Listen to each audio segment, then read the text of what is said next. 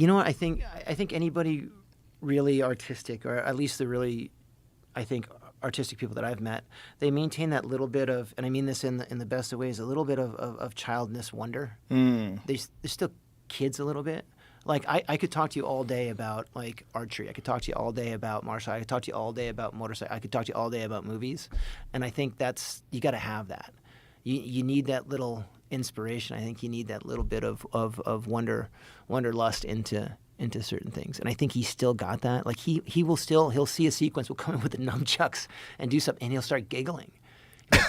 He's like, you want me to do that? He's like, okay, that's pretty cool.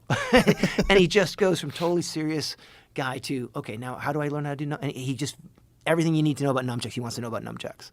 He just throws himself into it. So how much time did he have to train martial arts before John Wick 1? Oh, God, it wasn't that. He was coming out of a couple films, so he hadn't been, like he wasn't in fight shape. That was, so, it's just like you can't just jump back in. So we gave him like, I think 3 to 5 weeks with some of the trainers we found to get into shape, cut weight, got himself back in, stretched, kind of got back into where he was on the Matrix. And then we stuck him with the fight teams and the stunt guys. I think we had him within 3 months.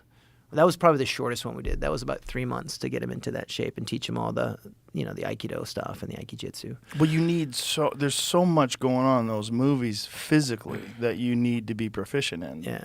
The gun stuff, the throws, jiu-jitsu, striking, everything. The jiu-jitsu was the new thing for him. Probably not the most physically demanding, but you know how it is. We're used to using your hands and feet. I mean, I'm sure you remember the first time you transitioned jiu-jitsu. It's like, it looks easy, but you're like, completely. It's an eye-opener.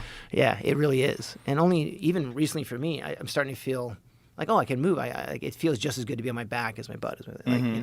But I think we took a lot of inspiration from dance. Like, most of what we do is dance. They're based on dance drills. They're not based on martial art drills. They look like martial arts. We kick, punch, but we don't train the actors in Thai pads or focus mitts or heavy bag. We'll do maybe a little of that for impact stuff, but it's mostly about memory.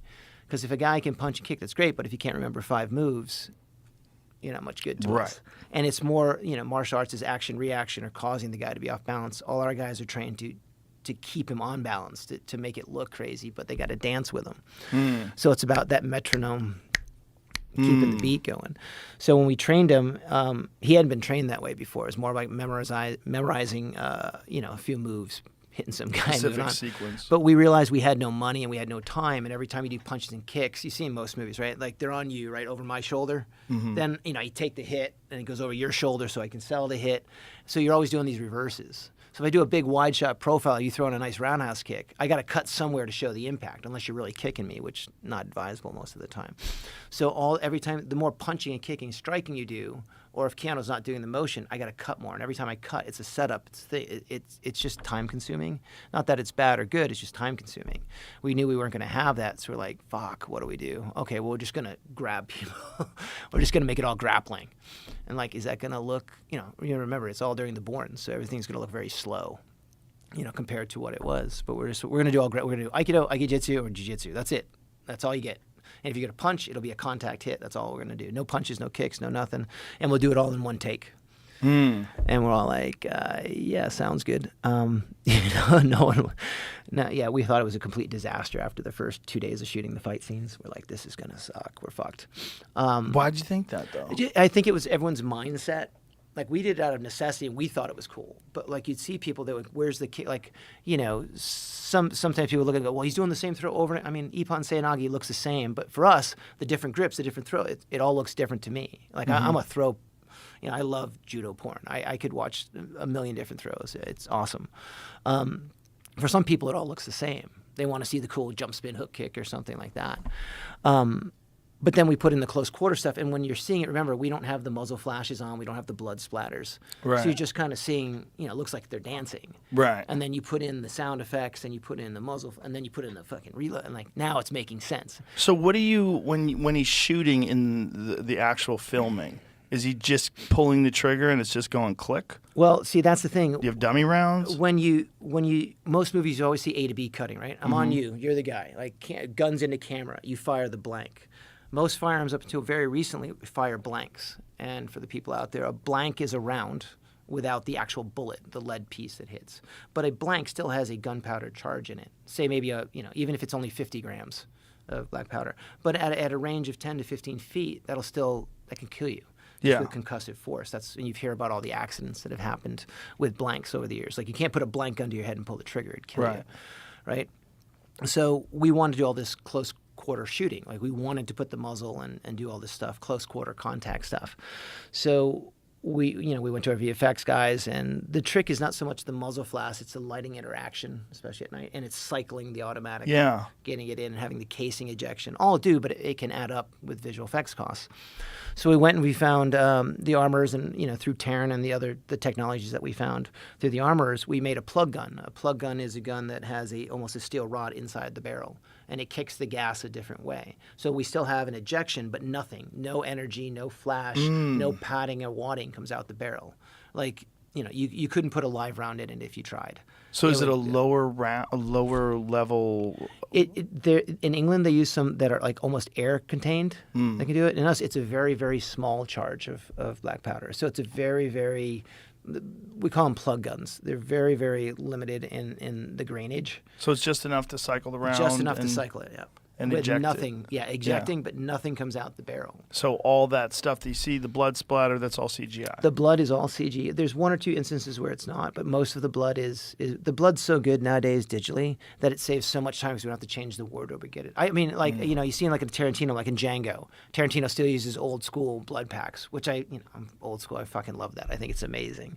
But with just the time and, you see a John Wick movie, it's like, the reset on 20 stunt guys taking hits at one day. It'd be a 3-hour reset to change the wardrobe. Right. And headshots, you'd have to put a special head pack on with a wig and all that stuff. So we do the blood hits digitally.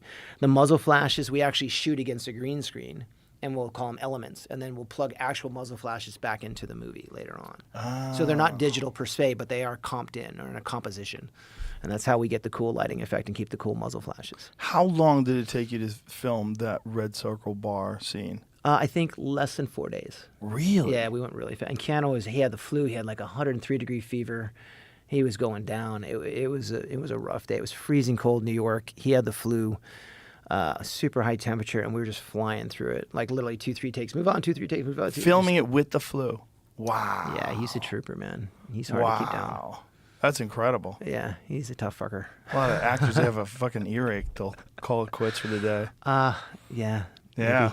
Maybe. No comment. No comment. But like most of the people we work with, they get it, and we try to be smart too. Look, if there's another way, if we could have shut down and let them, it was like one of those. We either got to stop or we don't. We only get one shot, and you couldn't afford. And Keanu's that guy too. You can't make him. Where did you film that? It was all New York City. But the red circle, where was it? It was in this little. It was up in the theater district. I forget the name of it. It was a shut down little club that we just kind of opened back up and put our own lighting rig in there and just kind of lit it up. I mean, if you had seen it in the daytime, it was all like that shit brown leather. It looked like you're walking into Big Boys or something. It looked really bad. That gives credit to John Sella, the cinematographer on the first one. We went in, put our lighting grid up, flashed a lot of big screen neon lights, put the extras in funny colors, and we ran out of money, so we're like, we didn't know how to put the bad guys in something. So we're like, okay, what would Star Trek do? And Star Trek, we always called them the red shirts. The guys in Star Trek that were always getting killed. If the dude was wearing right there, Kirk was transporting down to the planet with the red shirt guy, and that guy was gone. So we put all our bad guys in the red shirts. They were just gonna kill them all. I think we had a deal. There's a local, like one of the garment district things. I think we got all those red shirts for like $10. It was like a whole deal. So we just bought all the stunt guys red shirts. But yeah, we did it all in this shitty little club in like 4 days, maybe 4.5 days, something like that.